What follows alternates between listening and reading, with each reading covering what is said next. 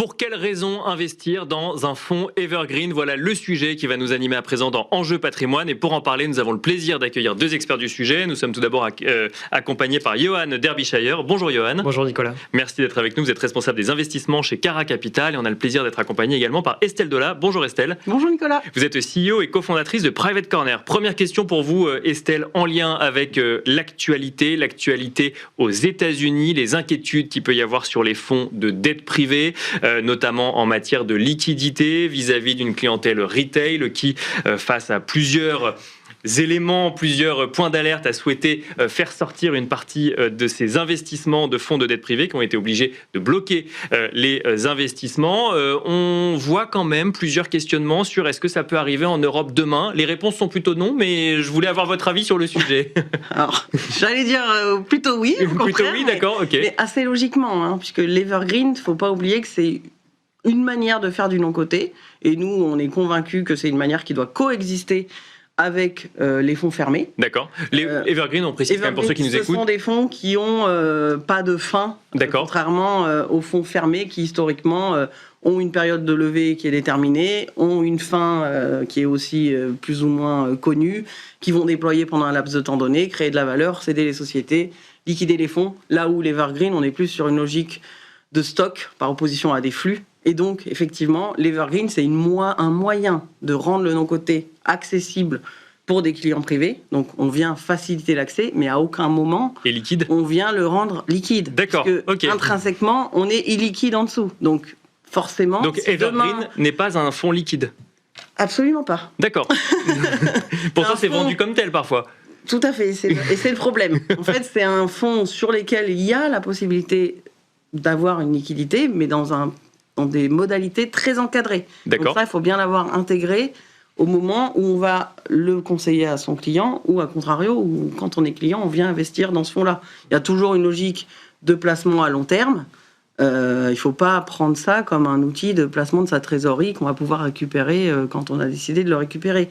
Donc l'Evergreen, ça doit être considéré comme un support à part entière dans une construction d'allocation de son patrimoine financier à faire coexister avec les fonds fermés, mais absolument pas comme un outil de liquidité ou en tout cas en espérant qu'on va pouvoir disposer de son capital quand on l'a décidé, puisque justement ce serait dangereux de considérer que c'est liquide, puisque ça voudrait dire qu'on doit vendre des actifs Bien sûr. à un prix qui n'est pas leur prix parce qu'ils n'avaient pas été programmés pour être cédés à ce moment-là. Alors avant de revenir sur la liquidité, peut-être les arguments de vente qu'on peut avoir vis-à-vis de ces fonds, je reviens sur la situation aux États-Unis. Vous dites ça peut arriver en Europe, parce que moi je lis plutôt des experts qui disent attention, c'est des marchés très différents, il n'y a pas de contagion à l'heure actuelle qui peut être attendue, mais en revanche, ce que vous dites, c'est qu'il y a un risque. Le sujet, c'est qu'il y a zéro sujet sur la qualité des actifs sous-jacents. Si demain on venait à avoir des demandes de rachat massif sur des fonds Evergreen européens, naturellement que les gérants ne seraient pas plus en mesure que les gérants américains pour rendre la liquidité aux investisseurs. Le mécanisme est possible aussi en Europe, même s'il n'y a pas de contagion entre les deux sujets à l'heure actuelle. Exactement, parce que c'est juste... c'est absolument pas structurel, c'est mécanique. D'accord, oui, c'est beaucoup d'investisseurs. Johan, Et c'est structuré en amont aussi. C'est-à-dire que dans tous ces fonds, même les fonds US dont on parle, on a ces fameuses gates qui sont des portails qui se referment s'il y a trop de demandes, quand le sentiment change. Et aujourd'hui, comme le disait Estelle, c'est pas forcément la qualité des actifs, c'est plutôt le sentiment du marché vis-à-vis de ces actifs et des performances futures qui ont changé. Donc ces gates, elles ont juste fermé, mais c'est pour protéger les investisseurs. Et donc c'est plutôt un sujet de pédagogie, d'accompagnement. L'Evergreen, en fait, moi j'aime bien dire que c'est un nouvel outil de flexibilité qui donne un pont entre les actifs liquides, actions, obligations, cotées qui se vendent dans la journée, et les actifs totalement illiquides qui sont les fonds fermés sur lesquels on a accompagné nos clients depuis des dizaines d'années sur le private equity. Et là, au milieu, on a l'Evergreen qui vient ouvrir un nouvel outil à cette palette. Mais ça veut dire que il ne faut pas considérer l'Evergreen comme un investissement liquide. Ça veut dire qu'on ne peut pas sortir quand on veut, quand on investit en Evergreen? Exactement. En fait, souvent, il y a ce terme semi-liquide, et moi, j'aime bien dire semi-illiquide. C'est plus dans ce sens-là. C'est-à-dire que les actifs sous-jacents sont illiquides.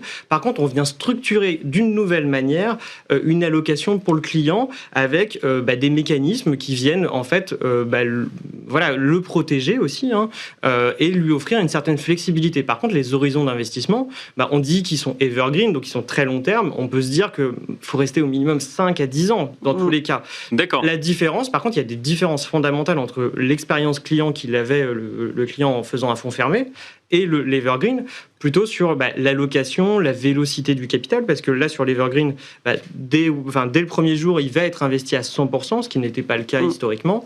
Et évidemment... investi à 100%, ça veut dire qu'il n'y a pas de poche de liquidité ? Alors, il y a une poche de liquidité structurelle pour répondre en fait, à ces enjeux de liquidité qui sont quand même des mécanismes qui sont pris dans l'Evergreen. Bien sûr. Donc, on va avoir généralement à peu près 80% d'actifs illiquides et 20% d'actifs liquides. D'accord. Et le fonds va offrir trimestriellement cette fameuse gate, ce portail qui se referme si ça dépasse 5% de rachat.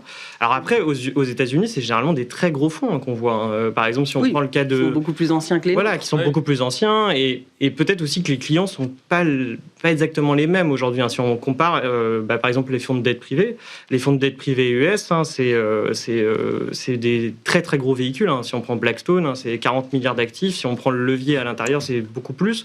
En Europe, c'est des fonds qui sont déjà de taille beaucoup plus faible.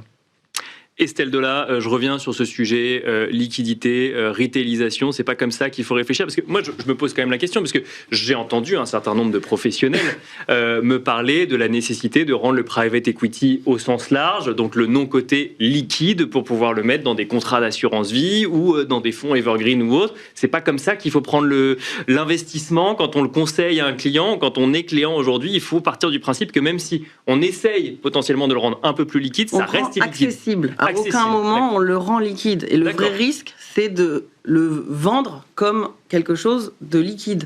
Le vrai risque, c'est de dire que l'illiquidité n'existe plus.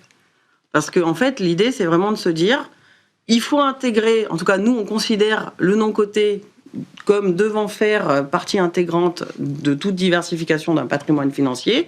Une fois qu'on a dit ça, comment je construis mon allocation non-coté et comment je fais coexister, comme l'évoquait Johan, des fonds fermés, qui est le fonctionnement historique de la classe d'actifs, avec des appels de fonds, des distributions, un début, une fin, avec des logiques de stock et de flux, puisqu'effectivement, quand on est sur un fonds evergreen, l'intégralité de son engagement va être mise au travail au moment de la souscription, donc ça peut être pertinent justement dès lors qu'on a un stock que l'on souhaite mettre au travail tout de suite sur une classe d'actifs qui s'inscrit dans du temps long. Bien sûr.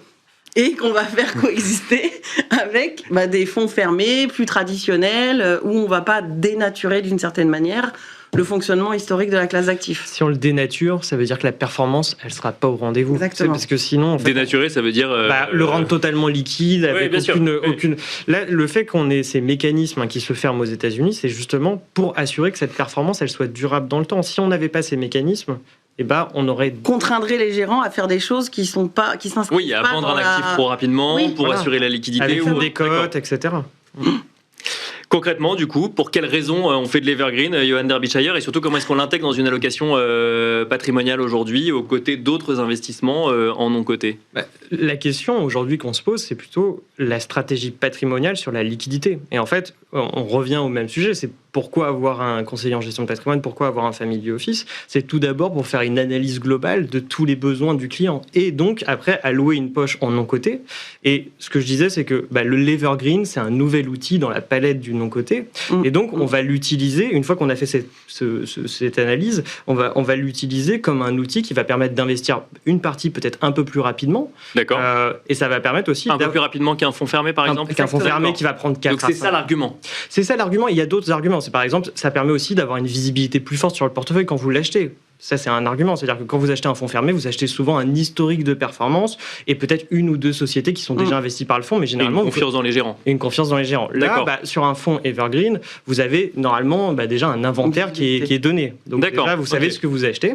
Et après, pourquoi aussi en avoir à côté de fonds fermés ? C'est aussi cette liquidité, même si on la remet en cause aujourd'hui, sur un temps très long, c'est-à-dire 5 à 10 ans, ça vous permet de faire des grands mouvements d'allocation qui ne sont pas à l'instant T, ça prend 6 mois, 1 an, voilà, en fonction des conditions de marché, mais ça vous permet quand même de faire des virages qui sont quand même plus faciles que sur des fonds. Si vous avez que 100% de fonds fermés, c'est plus difficile de le faire. Parce que si vous êtes engagé sur 10, 15 ans et vous êtes dépendant des gérants. Là, ça permet justement d'offrir ce fameux pont que je disais en introduction entre les actifs liquides, les actifs totalement illiquides et cet evergreen qui nous permet d'avoir une flexibilité dans cet ensemble. Et dans les fonds evergreen, on a aussi une logique de capitalisation, ce qui n'est pas la même logique non plus sur des fonds fermés. C'est-à-dire que les actifs sous-jacents créent de la valeur. Cette valeur, elle est réinvestie pour remettre l'argent au travail. Donc en fait, on a vraiment une logique de capitalisation.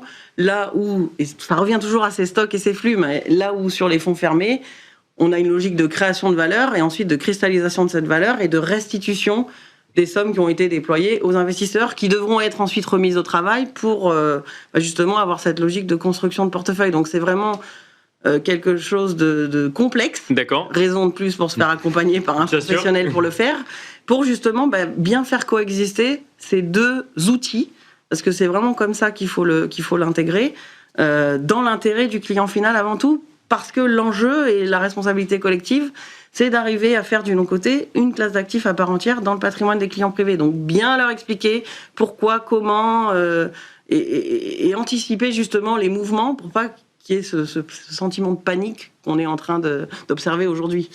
Est-ce que, Estelle Delat, et vous pouvez me dire que non, pas du tout, l'Evergreen, pour un client qui voudrait faire du non-côté, peut constituer la première étape un peu plus simple avant d'aller vers un fonds fermé? Tout à fait. Oui, quand même. D'accord. Complètement. Ok. Totalement, oui. Ouais. Parce que un peu plus simple d'accès quand même pour une personne qui ne connaîtrait pas le private equity. Plus simple d'accès déjà, ne serait-ce que parce qu'on a cette visibilité sur le portefeuille. Et donc, ça enlève une partie anxiogène de cet investissement dans le non-côté, où quand on est sur des fonds fermés, on investit sur la base d'une thèse d'investissement et des performances historiques qu'a su démontrer le gérant. Donc intellectuellement, ça permet déjà de faire sauter un peu quelques barrières, dans le sens où vous avez déjà un portefeuille diversifié qui est là, qui est constitué, sur lequel on peut raconter une histoire, mais une histoire au sens positif du terme, et donc où ça va être plus tangible pour l'investisseur en fait d'aller sur ce type de fonds. Et ne pas gérer aussi les appels de capitaux, c'est quand même pour des clients privés quand même une barrière assez forte. C'est-à-dire que là, il y a une visibilité très forte sur cette capacité à investir. Dès le premier jour, le client a pris un engagement. Cet engagement, il est décaissé. C'est quand même beaucoup plus simple à gérer pour un client. Voilà, ça permet d'élargir le marché cible en fait finalement. Donc c'est tout à fait une logique à avoir, de se dire on va commencer par cette brique. Et une fois qu'on aura bien appréhendé... Mais on a intégré que c'est semi-liquide ou semi-liquide. Tout à fait. Et ensuite, on va potentiellement vers des fonds fermés. Exactement. On peut diversifier uniquement avec des evergreen ? Aujourd'hui, en France, vu la maturité du marché, c'est encore un peu compliqué. Ça reste le début. Hein. Ça reste le début, d'accord. Peut-être on n'en a pas forcément parlé, mais c'est quand même... l'Europe se démocratise grâce notamment à LTIF 2.0, qui est une avancée réglementaire qui permet d'ouvrir en fait ces fonds evergreen à une clientèle plus large. Et aujourd'hui, on a une offre qui avance à une vitesse très forte et des niveaux de collecte qui sont très élevés sur les evergreen, mais ça reste un marché qui est nouveau et c'est pour ça qu'il est un peu testé aussi. Et on le voit aux États-Unis, on voit un peu les limites dans certains scénarios de marché comme on a actuellement. Qui contribue à la pédagogie de manière générale. Mais qui nous rappelle aussi à nous, professionnels, dans notre sélection, qu'on doit pas se limiter à la sélection historique qu'on faisait, enfin les critères historiques qu'on utilisait pour les fonds fermés, parce qu'un bon fonds evergreen, c'est un fonds qui a pas qu'une qualité d'actif, mais aussi une capacité à avoir des changements de sentiments, comme on a aux États-Unis actuellement. Et c'est vrai que maintenant, la somme de ces deux éléments fait la performance du fonds, alors qu'avant, on achetait une stratégie, et si les actifs étaient bons, vous aviez une bonne performance. C'est plus le seul critère aujourd'hui. Ça rajoute effectivement... Ça rajoute un élément dans notre travail d'analyse en amont. Merci à tous les deux. Merci Johan beaucoup. Derbyshire, responsable des investissements de Cara Capital. Merci Estelle Delat, CEO et cofondatrice de Private Corner. Et on se retrouve tout de suite dans l'œil de l'expert.